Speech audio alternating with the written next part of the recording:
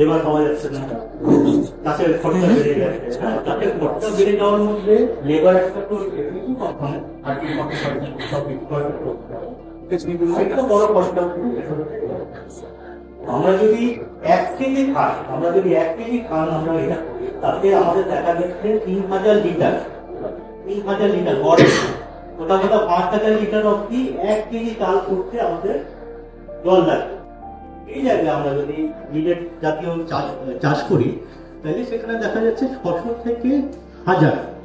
এটা বর্ষার সময় যেই মিলেটগুলো হতো, যেগুলো জোয়ার বাজরা এই ধরনের, ওগুলো আস্তে আস্তে ধানের পরিবর্তন হয়ে গেছে, মানে ওই জমিগুলোতে আস্তে আস্তে ধান করা শুরু করেছিল।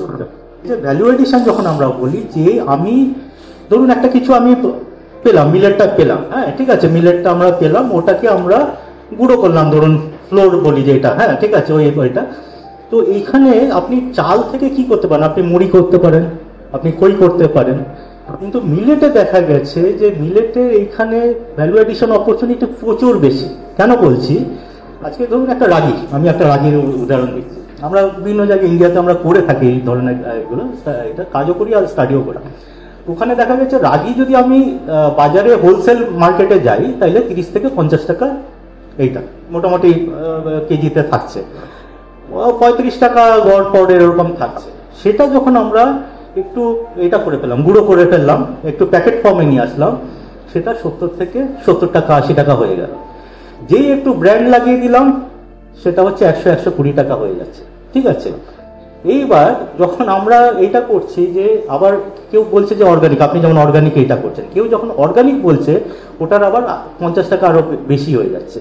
যদি আপনি মিলেটস এর কথা বলছেন, আমি রাগির কথাই বলছি, যেটাকে মাড়োয়া বলছেন, ফিঙ্গার মিলেট বলে ওটাতে শুধু বীজ কিনতে হয়। আর আপনার যেটা মিলেট চাষ, ওতে সারের প্রয়োগ প্রায় হয় না, আর যদিও করা হয় আমরা বারণ করি করতে, যতটা জৈবিক পদ্ধতিতে করা যায় করা যায়।